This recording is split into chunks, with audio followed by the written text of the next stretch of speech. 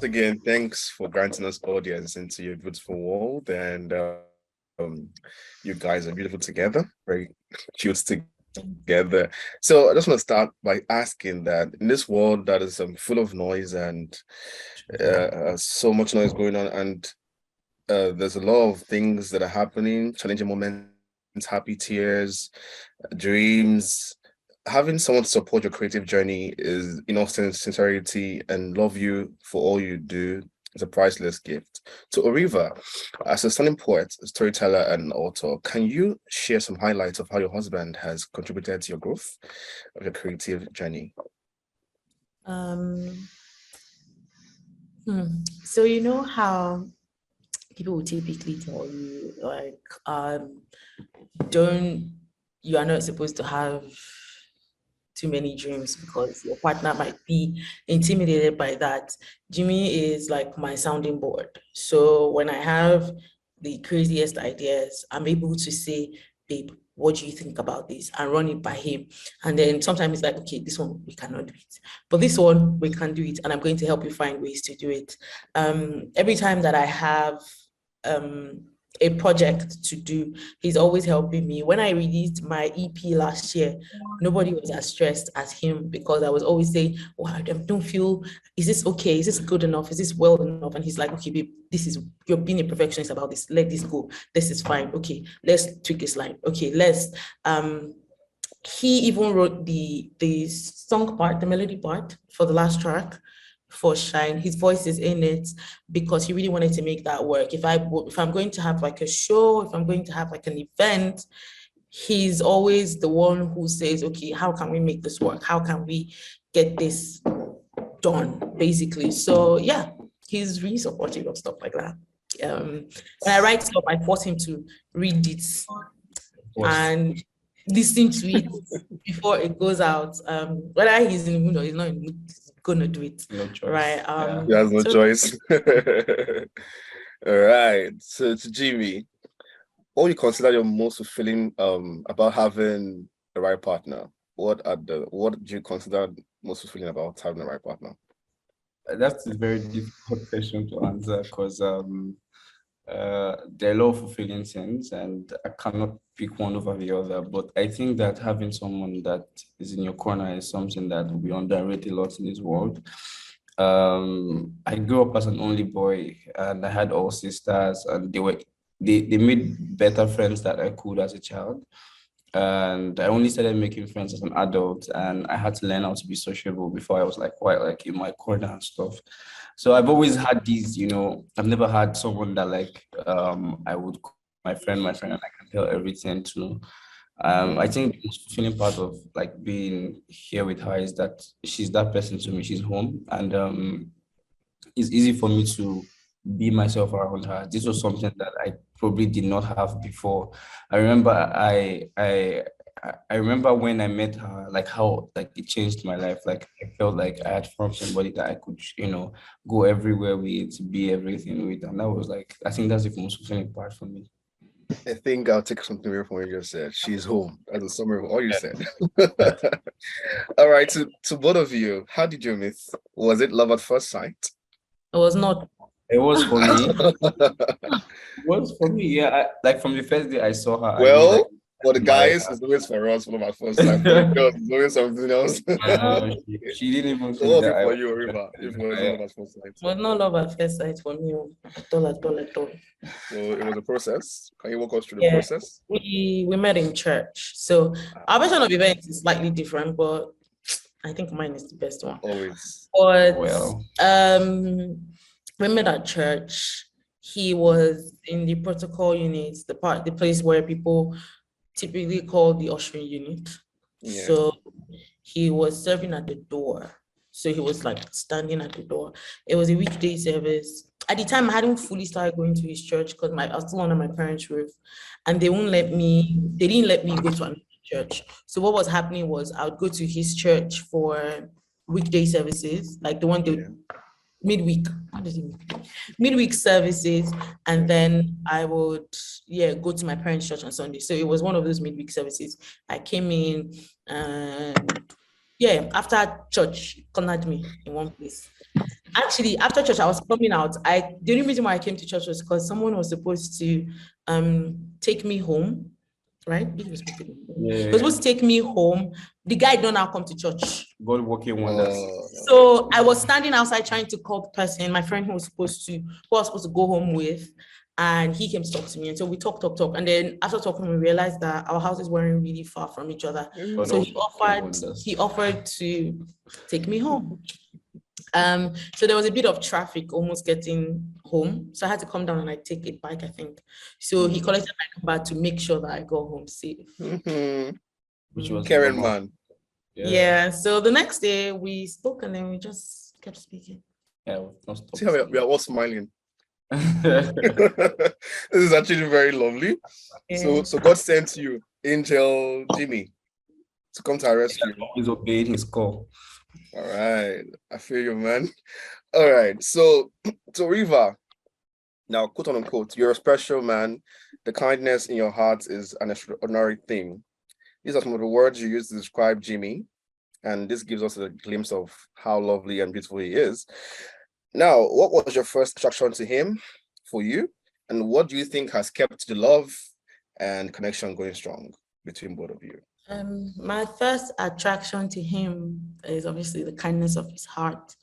He's really kind. And he's not just like, I'm a sucker for sweet stuff, sweet people, whatever. He's really kind. And he's not just kind to me. He's kind to the people around him. And it's something I really like, it's something I really appreciate, because I grew up around a lot of kindness. So typically I'm very drawn to that. So that was the first thing that was very attractive to me in terms of, I remember the first day we spoke, he went on my blog. That's the best way to get my attention. He had read something I had written and like he made a comment on it, obviously my attention. So that was very observant for me. That was very kind for me. So that was the first attractive thing, like aside his obvious handsomeness. What do I think has kept the love? I don't know. To be honest, if I say there's one thing, I don't know, but I think that we always say, like, love is a choice, right? And that means that every day I'm going to wake up and choose to be with you. So God is a really important factor, important part of our union, right? And on our wedding day, I did not just make a promise to him, I was making a promise to God, saying I would stay and I would see this through. And so one of the things that keeps me, even on days when it feels like there's no butterfly, it feels like I just need to knock his head, I remember like, this is a promise, right? And it was a promise that was made to stay. And so that always keeps me grounded. I can always go back to God and be like, you know what, I made a promise to you too, so I'm gonna stay. I'm gonna, that's the spirit. So yeah, if I was to say one thing. I love your energy, both of you. All right, so Jimmy is a very good guy with words. Safe space. You call that safe space, right? Yep. So, and you just called out home now, summary of everything home, right? She's home to you. So what, which is how it's meant to be, right? So what was the one thing that made you know she's the one? Man, I don't know, you already know, I knew her. I knew I wanted to get married to her from the first time I saw her, right? I saw her and I'm just like, my wife. Without speaking to her, and it wasn't just the physical attraction. I don't know, it was just something in me that just clicked and said, this is your wife, right? And it was church service. And I was drawn to her. So I watched her the entire service. And you know this now. Okay. So, and then I think one of the things that actually really certified me, I had been with a lot of women in the past that I was begging to love God the way I would. And it felt like I was a terrible person for always wanting them to be a lot more devout in their faith. So I realized that I wanted someone that really loved God for themselves, and I wanted to be in a relationship with somebody like that. And when we were driving that night, one of the things that solidified it for me, finish work, was she had this alarm at 10 o'clock, and it says time out with Abba. I'm like, this guy even prays on that one. wife material. And that's why I just knew, okay, I'm not going back, I'm going to head. Like, and then, we started This to is talk. it. Yeah, we started to talk, and it was so easy. It wasn't stressful. Like, she and I fell It into wasn't stressful. Wow, River. In the beginning, no, it was not stressful at all. it was so We easy. connected real quick. Yeah, it was quite, Really? Wow. Okay. yeah. So basically, and Awesome. I just felt like the conviction, and I just went with it. Yeah. Jimmy, lucky guy. To both of I am. you, how do you best manage challenging times? Of course, we're Nigeria, and I mean, I don't know if you guys are in Nigeria, but I mean, the world at large is challenging sometimes. So how do you guys cope? How do you manage it? I think that there's a lot of God factor in it. Yeah. Before you are a wife or a husband, you're a child of God. And before you are anything else, you're that child of God. And it's a responsibility that a child of God has, to live by faith and not by sight, to be led by the Spirit, to understand, to always try to show the fruits of the Spirit. So in those challenging times, right? What we try to remember is like our values to God, our what we owe God basically, what we feel like is responsible for us to do, not what is responsible for us to do at that time, when you think about it logically, but when you think about it from a spiritual standpoint, like what would God do basically in this situation? And I feel like it's one of the things I admire with her, especially in the challenging times. She's able to come out of like her emotional state and say, I wanted to do this, but God said I should do that, and I'm going to do that. I mean, I'm always shocked because I'm like, "Ah, that's actually very, very Yeah. impressive."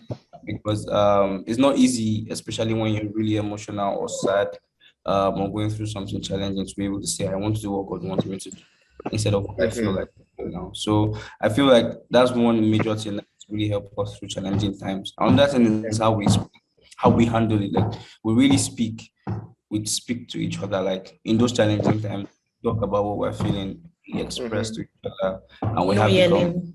the no yelling policy. So we have to talk, right? Oh, We talk, wow. we're having this conversation. Nice. Yeah.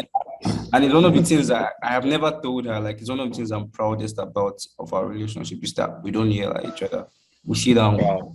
and like, these are difficult conversations to have, and you sit Yeah. down, and So no like matter we'll hook how, you here, but yes, like and no matter how mad it is that you are, you just have to still talk. And that has really helped, because at the end of the day, it reduces the amount of things you say to hurt your partner, Mm-hmm. mostly just expressing hurt. And we're I learning to, agree.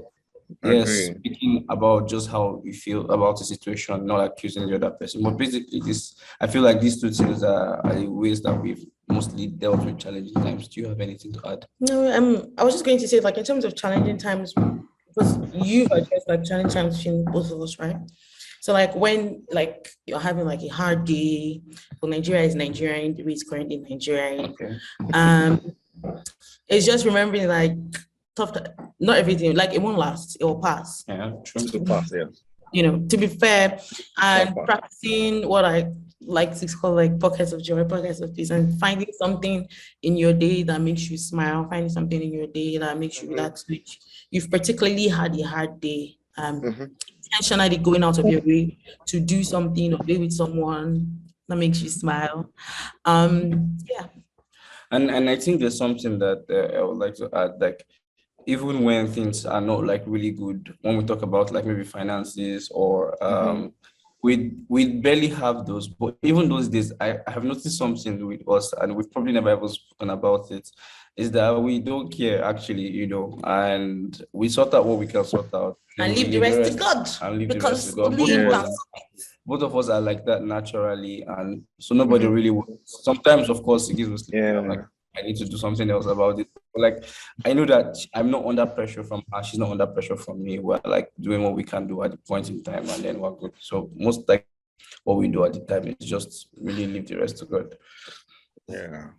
Well, I must confess, I'm enjoying this interview because I've learned a couple of things.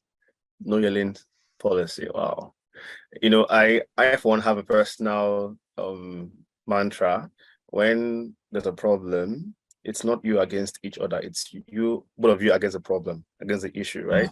So you don't yell at each other. You know the problem. It's the issue that you're meant to tackle together. It's a couple, yeah. So, next question to both of you. So, in our day and time now, we have social media and it makes everything look love, marriage, relationships, makes everything look blurry sometimes. One moment we see love everywhere. Next moment we're seeing breakup stories.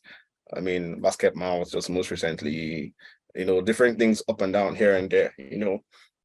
So, and one of our pioneer interviewees on the Love series says, give us a quote, understand what you see is not the complete story.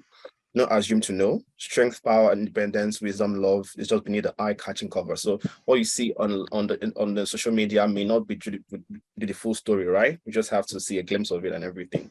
So to both of you now, can you please share some quick tips on how couples can manage the social media in this day and time and its influence on their relationships? How to control the influence of social media? So yeah, I would speak about this. I think that sometimes people get like their idea or movies, but what they forget to do is that there's a camera and nobody will show anything ugly in front of the camera, Right. right? The last time somebody tried to do that, I think that was Aka and Claire when they had like this very difficult discussion on camera and posted it on their page. A lot of people like really had weird opinion. But the truth is every relationship has works, has challenges. Every single one has relationship issues. And if we think about it realistically, there's no relationship that's perfect. Why is no relationship perfect? Because there are no perfect human beings, Yeah, right? that's correct. We are living in a world with imperfect people that have been made perfect through Christ, right? But like at the end of the day, nobody is perfect, and you cannot expect perfection from anybody, whether your partner, whether friends. And so the Right. same grace that you give to friends, your partner, it should be like I talked about your Christian value being really one very important thing. So if you understand the idea of grace and giving grace to your friends, you would easily give it to your Yeah. partner as well. And so social media lies definitely, right? And there's something we do, like if we're not in a good place, we're not We don't posting post. anything, right?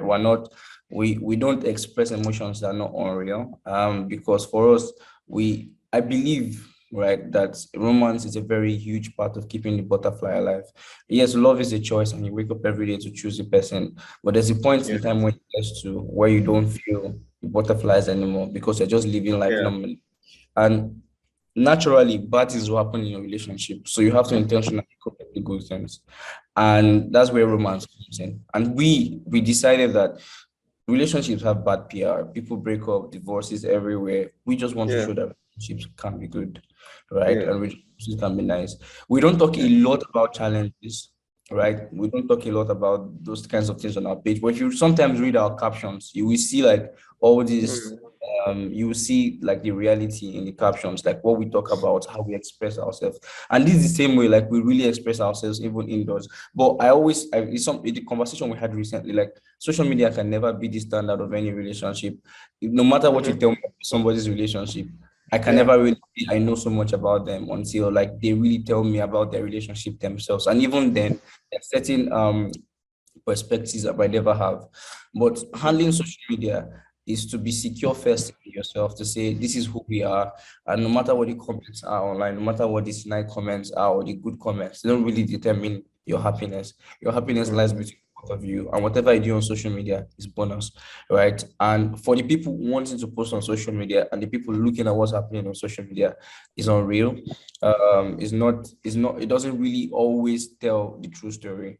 But what we have tried to do so far is really say whatever it is that we're feeling, that's what we're expressing Yeah. online. And if we have any bad feelings, of course, we keep it to ourselves. We're like, oh, we deal with this internally. Because what we're trying to do with our page is to show that can be kept alive for a long time. And that's what we're trying to do.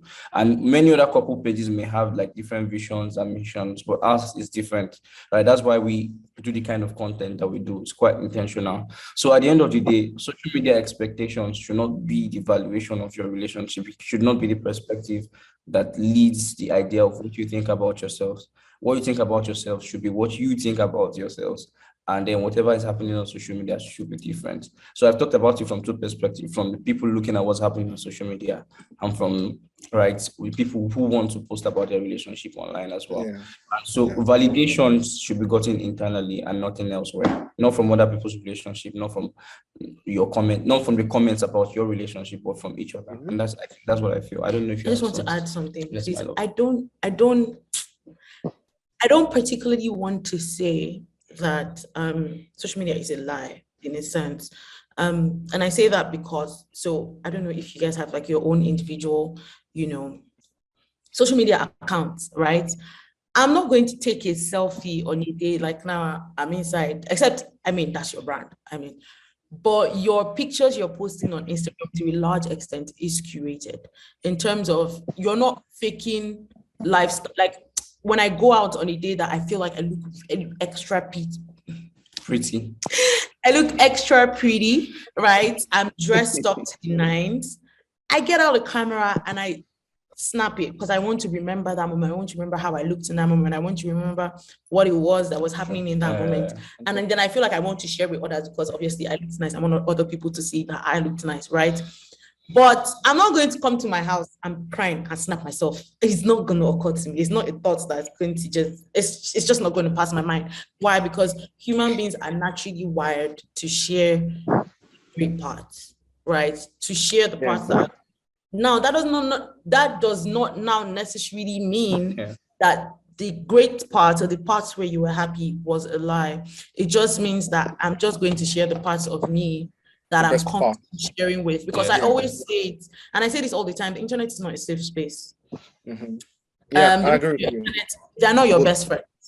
They're not I take my secrets and my hurt and my pain and my shame to my people, right? I take all of that to people whom I can trust, because these are very vulnerable things. You want people who will cradle them with gentleness, right? I will not go and I don't mean anybody anyhow. I'm not going to share that with complete strangers, because no matter the illusion of togetherness and communityness, these people to a large extent really just want Jesus.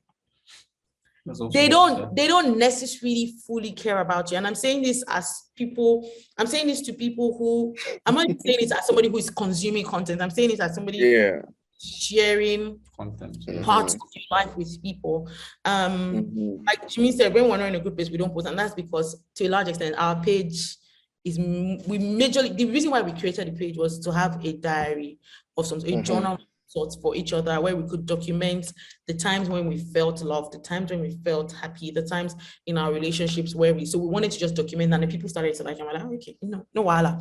And so sometimes social media has the tendency to make you feel like it's what it's not.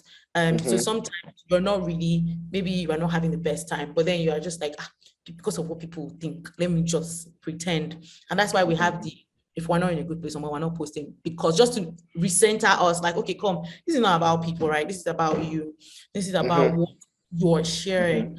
And we do have a responsibility to be as true to ourselves as possible. So I'll just run over what I said. Number one, I don't think it's a lie. I think that people are just comfortable sharing parts that they want to share. Number two, the internet is not a safe space, so do with that what you will. And number three, honestly, no pressure. You're not, it's the opposite. You're not living to entertain people. So, and that's why I'm not going into that. Created content in a sense, like making scenarios up just for the sake of, entertainment. That I will never, I just don't subscribe to it. We just don't like. Because not what. Go on. I'm actually enjoying this. No. Like I was just running over what I had said, and then like a summary, right?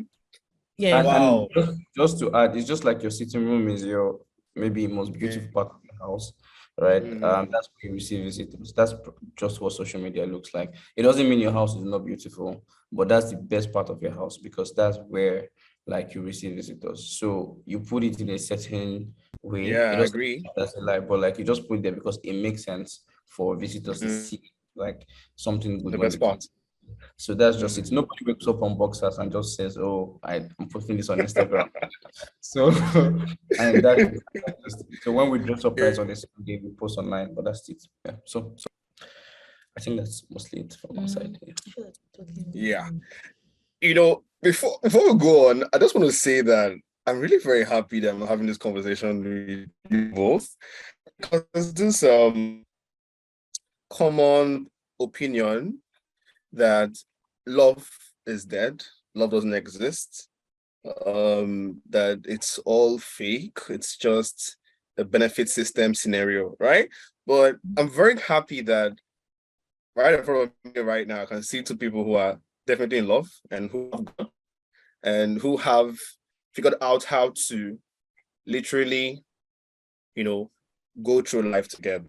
Because listening to Jimmy, I was like, wow, this guy is literally giving some things I actually believe in as well, and Oreva too has the same mindset and the same thought process, right? So it makes it easier for you guys to, agree on one thing and move forward, like Bible says, agree on something and go forward together with it. So it's very wonderful to have you guys, give us this interview. Now to Jimmy, when you meet a girl the first time, you're somewhere in the clouds. This girl is fine. This girl, this is the girl I want to marry. So who do you tell first about Oreva? Who did you mention her to first? Okay. So I met her in church, and usually I go home with my friends. I used to live with my friends at the time. Yeah, guys.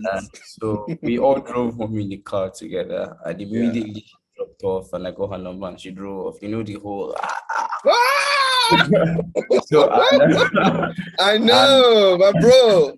and we all just like started talking about how like easily she like she gelled with the crew. She was like she didn't feel like a stranger. She was giving us jokes. And I was like, the guys, like it felt like she already had our inside jokes too. And for us that was very impressive. Awesome. Bless you. Sorry. Okay, so basically, they knew about it immediately. So when I met her, we drove home. Then they knew, of course, with the way I was talking to her, like that.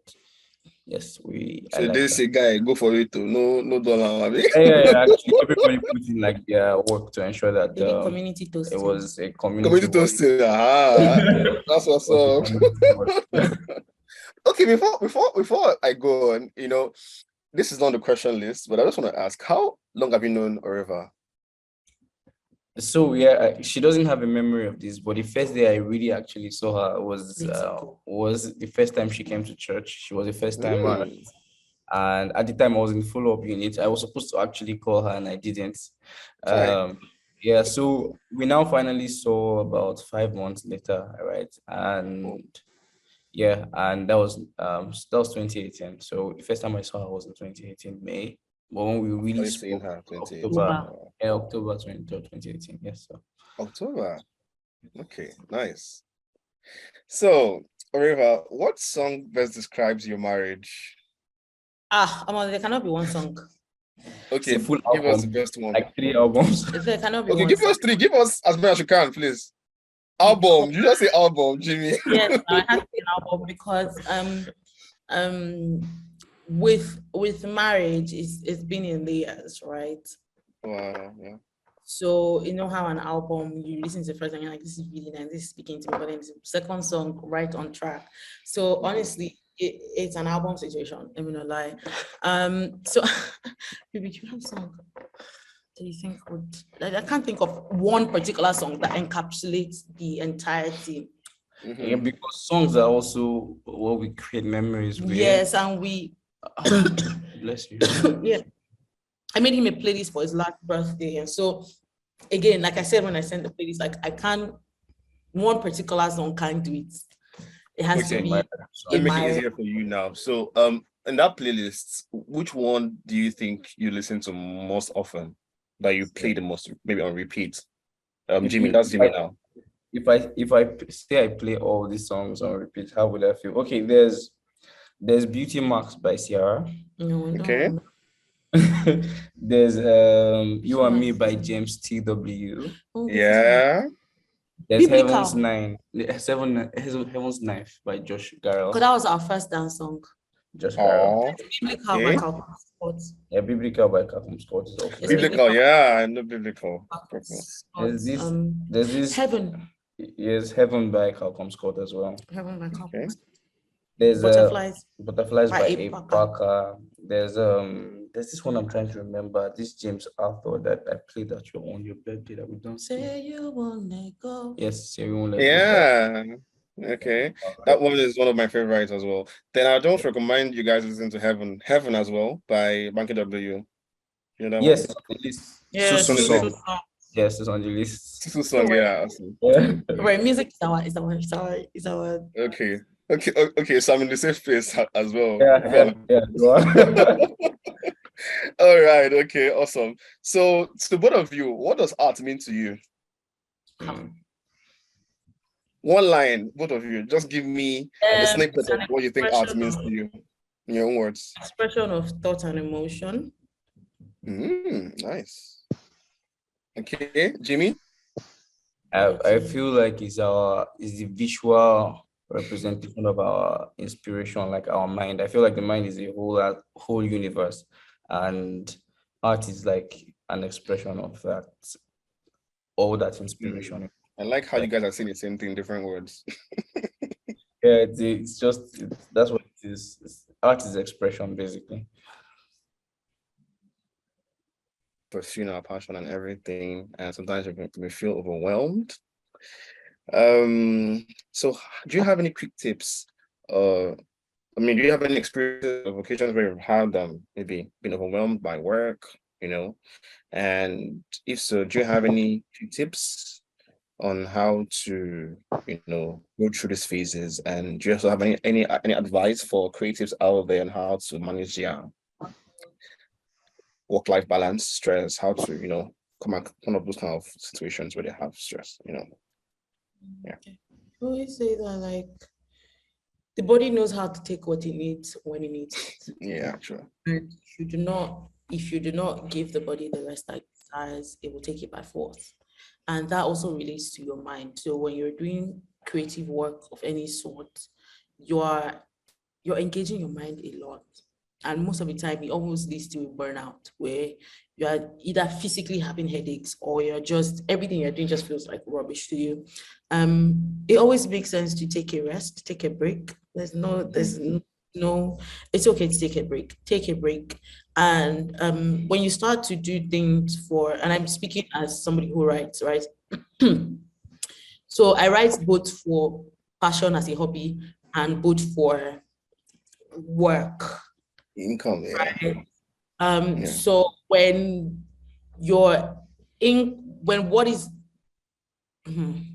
when your job is giving you stress, always have to go back to. So I do things for entertainment alone in that period. So I'm not asking my mind, I'm not doing anything that would necessarily stress me. I take it. And so you realize that when you do that and you go back to what you were doing before, you have clarity, you know what you're doing. But I always say, Omo, take a break. Nobody's going to die because you're taking a break. Even God rested. You're gonna. Yes. That's all I wanted to say. Jimmy, you have anything to add? I think you said it all. Take a break. If you are feeling overwhelmed, intentionally just take a break. Sometimes we underrate the idea of a break. We think it's traveling to the Bahamas, but like just staying indoors. Maldives. And just staying indoors on a weekend and not doing any extracurricular activities that you normally do and just sleeping and watch a movie and not feel guilty because you deserve it. I feel like that kind of break is necessary. And when you do that, you have the energy to come back and face the usual challenges. And it's a rinse and repeat thing because you will always get stressed. You just need to know that when you're feeling like that, you take a break, then you come back. Nice. Let me take you guys back to the playlist again. I think you guys also add, if you don't have this, Dandelions. Do you have the song? Dandelions is nice. By Bruce B. Yes. Yeah. It's on your playlist? Yes. It's also, not really you have a very rich playlist. I love the song as well. I have like 3 playlists, so that's awesome. All right, cool. Jimmy, so in your opinion, do you feel like creatives in developed countries are at an advantage in comparison to those who are in developing countries like Nigeria? Definitely, they're like There are like a myriad of reasons why they are more advantaged than us. One is the easy accessibility to products, to tools that will generally help you improve as a creative, easy accessibility to places and resources that we don't have. Internet, for instance.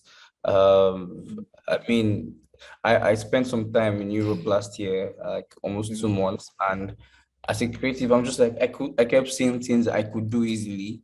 And I mean, one of the things that really helps you with creativity is not having to worry about the little things like, oh, what would I eat?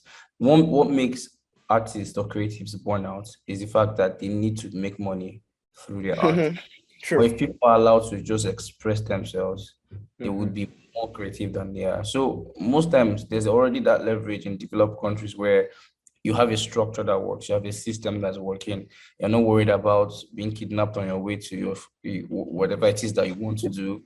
You're not worried about, most of these things that we naturally will worry about here. You're just, out to. Yeah. So you see, Yeah. when you see, like in developed countries, you see cases where like those guys go all out to do something. Like, how much is this guy spending on this project that doesn't really make any sense? Well, we can't have that kind of access here, because before you spend money on a project, you have to calculate the Gary you drink for like 3 months. And so you realize that here we're first doing it for livelihood before Yeah. inspiration. And that cripples creativity, because Yeah. creativity should be allowed to flow in the direction that it wants to. So most Mhm. times, yes, we don't have access to the resources in developing countries. We don't have access to a structure that works. We don't have access to a government that actually supports creatives or even gives creative the ability to thrive, or even the basic resources like power, for instance, is very expensive, right? To have power for to maybe work on a project that you went to do like a shoot or something. You can't even edit your pictures. Yeah. Editing pictures with a generator is also very, very weird, because there's sound. You want to edit in a Yeah. calm, nice studio-like place where everywhere is calm and you're like really in your elements. We don't have those And here. We don't think. have easy Yeah. studios for rent. We don't have libraries that you can go to like, just unwind and just think. We don't have parks that don't have a lot of people. Like if there are parks that are open, most likely there will be people begging you for money. There are people selling things, hawking stuff. We don't have serene environments where we can, go and get Mm. inspired. We don't have that in developing countries. Yeah. Developed countries have hacked their infrastructure in such a way that the environment just allows you to be in that place of Mhm. creation. And you realize that when you're there, you're more advantaged. Forget the Yeah. bill, actually more advantage, and everything is worth it. So yes, we don't have, they definitely have an edge. But what we are seeing in the world right now with all the trends, developing countries have more free content than developed countries. And this is because, of course, developed countries are, of course, fighting for their lives, basically, because even creativity is a source of livelihood now. It's an actual profession. Mm. So people are really doing it because they want to make something of their life. And that's why Yeah. most developing countries, you see most of the viral videos either from India or Africa or Mhm. Asia, or some places where people are not really, but from the US, the contents are not really. US or in Europe, you don't see like a lot of content creators. You'd see more of them in this side of the world. So yeah, um we still are doing so much more without the infrastructure that we have. Maybe infrastructure. Right. We are actually. We're doing Yes, great. maybe infrastructures or systems that work make you relax because you have things that you pick and call, but still, Mhm. they're still more advantaged than we are. Yeah. I thank you, Jimmy. I think this is one of the most practical answers I've gotten for this question for some time now, in interviews we've had previously, because you really try to give real life scenarios, like taking a picture with generator sound outside, and you're trying to get creative thoughts in your mind, but the noise is just blocking out your Yeah. thinking faculty and everything. So that's quite spot on. So we understand balancing work. This is story for now. We understand balancing work time and rest time is a struggle for many creatives. So please share a few tips on how you try to balance work time, rest time, and family time. Good old segmentation. Sorry. So I work a 9 to 5. Okay. So and I mean, obviously, it's not always that black and white, but work time is work time, home time is home time, family time is family time. Right now, both of us are just family. So obviously our time is our time. There are days that work comes with you from work to the house, but that is obviously communicated, and that's not a norm. So there are all those exceptions where he's texting me like, oh babes, I've not finished what I had to do, I have some stuff to do, or I'm saying, oh, I have an email I want to do. Like when I replied to the email I sent you, I said, we've been in a busy, really busy period, basically, where both of us individually just have a lot of work to get done. So what will usually happen is when we come back from work, we do our So we have some work going on in the house. So anyways, when we do come home, we have some work to do, we do that. But before bed, maybe we watch movies to relax, right? So we watch something together just to have our time. Yeah. Or sure, we talk, we try to drive to work together. We've not done that this year because we've been really busy. But just catch up in those times. But to a large extent, is segmentation. Don't bring work with you from work. Let your work be at work. When you come home, it's home time. When you're at work, it's work time. From my phone goes on DND from like 10 p.m. 10 p.m. now. So if you call me, sorry to you, you're not gonna. That's quite late from like 9 p.m. But me, my own is on 10 p.m. That's actually quite late. So when if you call me anytime from 10 p.m., you most likely, except like I mentioned, I'm actually pressing my phone for me to see it. The call comes in here. Yeah, it won't actively ring out because my phone's on do not disturb from that period to like the next morning. And then when we're on holiday, we're really on holiday.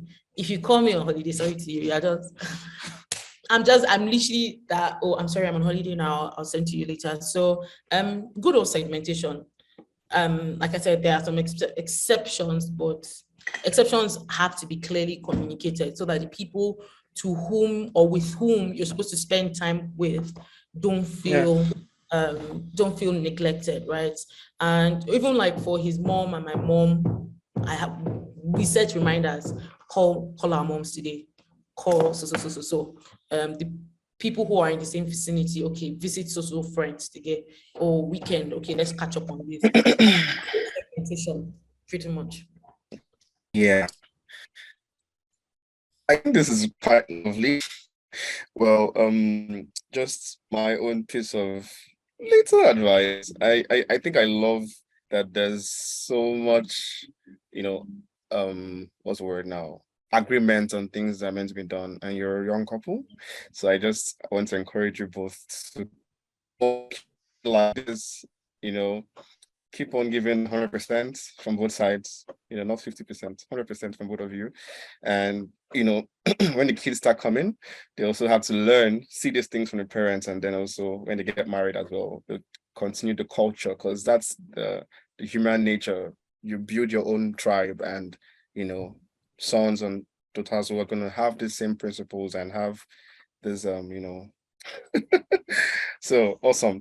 Now, to both of you, what does success mean to you? Success, maybe 2 sentences. Success, what does it mean to you? Here we go.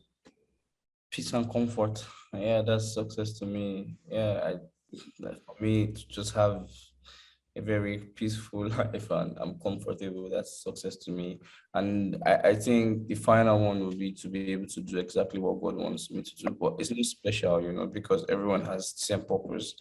We might have different expression of it, but like to be able to say, this is what I've been able to do, God, and I was able to do it. And for me, that's so that's generally what would bring me peace and comfort. The fact that God said do this and I did it. Perfect.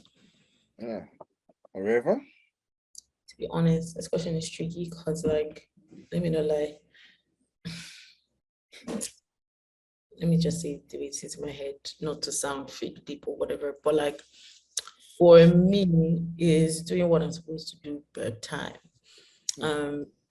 I'm easily impressed. So if I'm able to go through a day in the way that I feel like it should go, ask him, I come back and I'm just like, bruh, successful day, successful.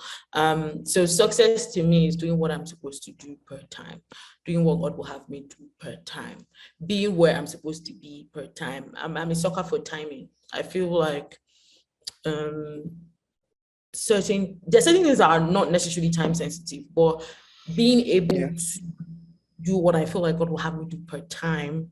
I see why I don't want to talk about it, because it sounds almost fake, but like being able to do what I need to do per time, I feel very, very successful. I feel very I don't think it's fake. It's just saying what you feel. Yeah, it's just like yeah, that's it for me. Yeah. Okay. Thanks. So we are getting to the end of my own section. So let's do something. Let's go a little bit poetic. So if poetry is a rainbow, you have a choice of one color in the palette. What color would that be and why? So each of you will answer separately and tell us why you chose that color or colors. Yellow, because yellow is my favorite color. Mustard yellow is my favorite color. Yellow also reminds me of sunshine. Yeah. And one of my favorite things about the sun is, I say that all the time, but it's how the sun shines. Even when they're killing war, people are dying on the earth, the sun is shining, because that was God given to shine. And so the sun will just continue to be the sun, regardless of what is happening. Yes, and that's the kind of life that I aspire to have, to just continue to be. And that's why I said thing per time, to just continue to exist in the way that I've been designed to exist, regardless of what's happening around me or within me. But just to continue to exist in that way. Pretty much. All right, so before Jimmy answers, the song Happier by Marshmello, have you listened to it? Happier. I'm not sure I know that one. Hold on. So maybe Jimmy should search it out for you. Have you listened to it? That's Ed Sheeran. I want you to be happier. I know it. Sorry. Yeah. Okay, good. So the reason why I said that song because the album cover is yellow, and when you said yellow, it just came to mind because it's a very happy color, yellow, right? So Jimmy, your turn. What color do you pick? Mine would be indigo or violet. I think royalty. Yeah. So for me, red, I feel like it just connotes completion, like completion in everything. Like it's just a complete color for me. It's not because I have anything purple or indigo in that I don't have things in those colors, but like when I think about the rainbow and I think about the colors, that just pops out to me because that for me just means that like it's a full package. The sunshine, the rain, the love, the lights, the laughter, the sadness, everything together, complete success, peace, comfort, complete. So for me, yeah, that's this what I'll choose. Full package. I feel like you're describing or anywho, that's cool.